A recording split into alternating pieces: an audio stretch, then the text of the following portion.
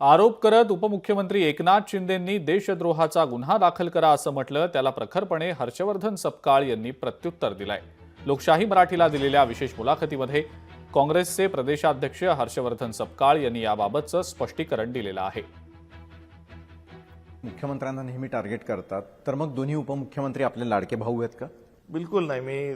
माझ्या तर जे एकनाथजी शिंदे साहेब जे आहेत त्यांनी तर माझ्यावर थेट देशद्रोहाचा राजद्रोहाचा गुन्हा दाखल करा हाच त्यांनी आरोप केला आणि त्या आरोपाला मी देखील तेवढ्याच प्रखरतेने त्यांच्यावर मी आरोप केले, म्हणजे त्याचं प्रत्युत्तर मी दिलं।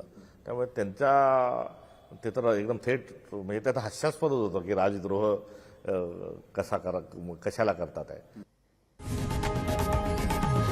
लोकशाही मराठी ऐका, पहा, जागरूक रहा।